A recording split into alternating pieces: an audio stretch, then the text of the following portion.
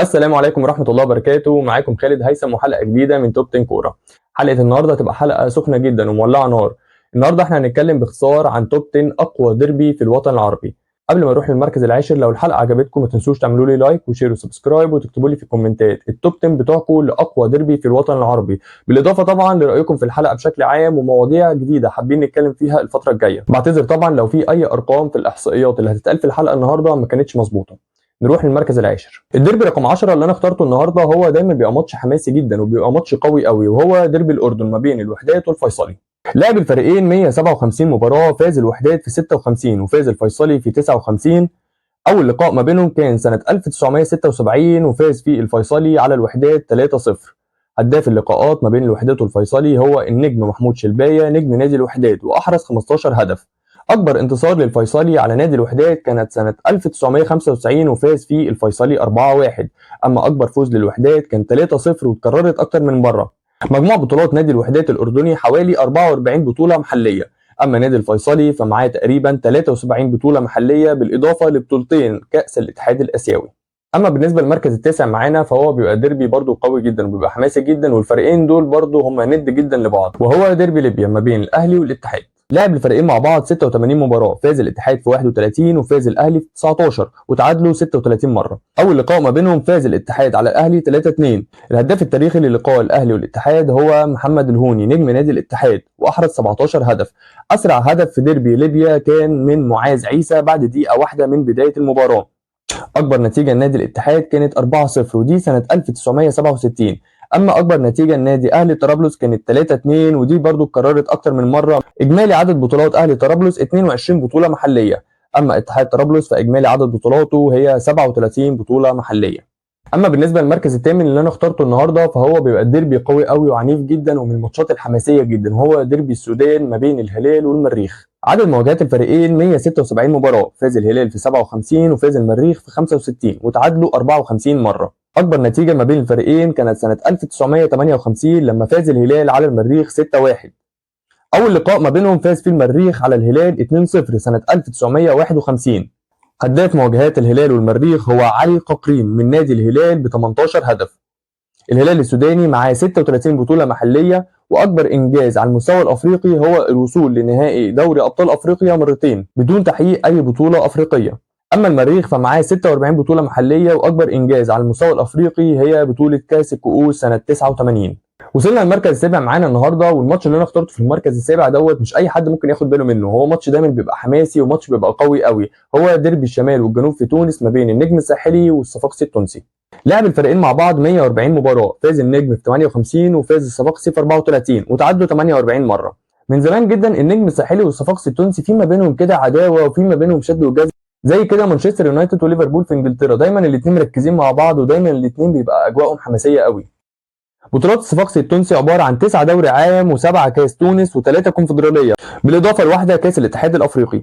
اما بطولات النجم الساحلي فهي عباره عن 11 دوري عام و10 كاس تونس، بالاضافه ل3 سوبر تونسي وواحده دوري ابطال افريقيا، بالاضافه ل2 كاس الاتحاد الافريقي و2 كونفدراليه، ومعاه كمان 2 سوبر افريقي و2 كاس الكؤوس. وصلنا للمركز السادس، والماتش اللي هتكلم عليه دلوقتي برضو من الدربيات القويه جدا والحماسيه جدا على مستوى الجمهور وعلى مستوى الملعب وعلى مستوى الاحداث اللي بتحصل في الماتش دوت، وهو ديربي الجزائر ما بين اتحاد العاصمه ومولوديه الجزائر. لعب الفريقين مع بعض 114 مباراة، فاز المولودية في 43 وفاز اتحاد العاصمة في 32 مباراة وتعادلوا 39 مرة. أول لقاء ما بين الفريقين كانت سنة 1940 وفاز المولودية على الاتحاد بنتيجة كبيرة قوي 4-1. أما بقى أكبر نتيجة ما بين الفريقين كانت سنة 49 فاز برضو المولودية على اتحاد العاصمة 5-1. هداف مواجهات ديربي الجزائر هو عبد السلام بوسري من مولودية الجزائر ب10 أهداف. بطولات الفريقين قريبه شويه من بعض، اتحاد العاصمه معاه 8 دوري والمولوديه معاه 7 دوري، اتحاد العاصمه معاه 8 كاس ومولوديه الجزائر معاه 8 كاس. مولوديه الجزائر قدر انه يحقق لقب دوري ابطال افريقيا مره واحده، بينما اتحاد العاصمه حقق لقبين في افريقيا وهما الكونفدراليه والسوبر الافريقي، بس ما حققش دوري ابطال افريقيا ولا مره. وصلنا المركز الخامس معانا النهارده، والماتش اللي هتكلم عليه في المركز الخامس دوت ديربي قوي قوي قوي قوي، وانا بحب اتفرج عليه قوي، بستمتع بيه من قبل ما يبتدي في المدرجات وفي الماتش وبعد ما الماتش يخلص، وهو ديربي تونس ما بين الافريقي التونسي والترجي التونسي. ديربي تونس اتلعب 203 مره، فاز الترجي في 85 وفاز الافريقي في 52 وتعادلوا 66 مره. اول لقاء ما بين الفريقين كان سنه 1923 وفاز الافريقي على الترجي التونسي بنتيجه كبيره جدا وهي 3-0. الهداف التاريخي لديربي تونس هو حسين باعيو من النادي الافريقي، احرز 9 اهداف، وده اللاعب الوحيد اللي احرز هاتريك في لقاءات ديربي تونس ما بين الترجي والافريقي. اكبر نتيجه فوز للنادي الافريقي التونسي على الترجي هي 5-1 و5-2.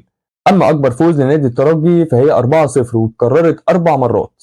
اما لو اتكلمنا على صعيد البطولات فالافريقي التونسي معاه 13 بطوله دوري، اما الترجي معاه 33. الافريقي معاه 13 كاس، الترجي معاه 16. الافريقي التونسي معاه 4 سوبر افريقي والترجي معاه 6. الافريقي التونسي معاه 1 دوري ابطال افريقيا والترجي معاه 4 دوري ابطال افريقيا. الافريقي معاه 1 افرو اسيويه والترجي كمان معاه 1 افرو اسيويه، بالاضافه بقى ان الترجي معاه 1 سوبر افريقي و1 كاس الكؤوس و1 كاس الاتحاد الافريقي. وصلنا للمركز الرابع معانا النهارده، والماتش اللي هتكلم عنه دلوقتي ده برده دايما بيبقى ماتش قوي قوي وحماسي جدا وفيه عداوه تاريخيه كده من زمان ما بين الفريقين، وبصراحه برده في الفتره الاخيره بقى نحب نتفرج عليه بسبب النجوم الموجوده في الفريقين، وهو ديربي جده ما بين الاهلي والاتحاد. لعب اهلي جده واتحاد جده مع بعض 188 مباراه، فاز الاتحاد في 61 وفاز الاهلي في 72 وتعادلوا 54 مره. اول لقاء ما بين الفريقين اتعادلوا 0-0، واكبر فوز للاتحاد كانت سنه 1960 وكانت نتيجه كبيره قوي وهي 7-0. اما بقى اكبر فوز للاهلي كان برضه نتيجه كبيره جدا وهي 8-2. اكتر لاعب احرز اهداف في ديربي جده هو سعيد غراب وهو لاعب للفريقين. بالنسبه للبطولات اخذ الاهلي الدوري 3 مرات واخذ الاتحاد الدوري 9 مرات، اخذ الاهلي الكاس 13 مره واخذ الاتحاد الكاس 9 مرات. اما بالنسبه للبطولات على المستوى الاسيوي فالاهلي ما كانش له حضور خالص، بينما الاتحاد اخذ 2 دوري ابطال اسيا.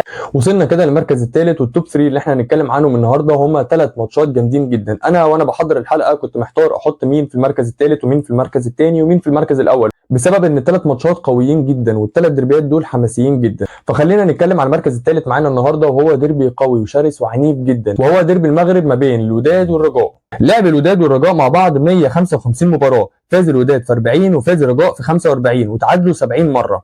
احرز الوداد 131 هدف واحرز الرجاء 144 هدف. هداف لقاءات ديربي كازابلانكا هو سعيد غندي من نادي الرجاء واحرز 7 اهداف. اول لقاء ما بين الرجاء والوداد كان سنه 1956 وفاز الرجاء بنتيجه 1-0. اكبر نتيجه ما بين الفريقين كان فوز الرجاء على الوداد سنه 1996 بنتيجه 5-1. اما على مستوى الالقاب فالرجاء معاه 13 دوري والوداد معاه 22. الرجاء معاه 9 كاس وبرده الوداد معاه 9 كاس. الرجاء معاه 3 دوري ابطال افريقيا والوداد برده معاه 3 دوري ابطال افريقيا. الرجاء معاه 2 كونفدراليه والوداد معاه 1 كاس الكؤوس. الرجاء المغربي معاه 2 سوبر افريقي والوداد معاه 1 سوبر افريقي، والرجاء والوداد كل واحد منهم معاه برضه بطوله افرو اسيويه، بالاضافه لكده ان الرجاء معاه 1 كاس الاتحاد الافريقي ووصافه كاس العالم للانديه مره واحده. وصلنا للمركز الثاني، والماتش اللي هتكلم عنه دلوقتي هو ماتش قوي قوي وتقريبا كده العالم كله بقى يتفرج عليه مش بس في الوطن العربي، وهو ديربي الرياض ما بين النصر والهلال. لعب الفريقين مع بعض 179 مباراه، فاز النصر في 61 وفاز الهلال في 71. اتعادلوا الفريقين مع بعض 47 مره. اول لقاء ما بين النصر السعودي والهلال السعودي كان سنه 1958 وفاز النصر على الهلال 1-0.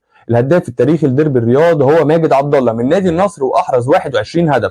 اكبر فوز لنادي الهلال على نادي النصر كان 5-1. اما بالنسبه لاسرع هدف في ديربي الرياض كان عن طريق لاعب النصر اوتافيو بعد 34 ثانيه بس. بالنسبه لبطولات الفريقين هنلاقي ان الهلال معاه 19 بطوله دوري والنصر معاه 9. الهلال معاه 13 كاس والنصر معاه 8. الهلال معاه 2 سوبر اسيوي والنصر معاه 1 سوبر اسيوي.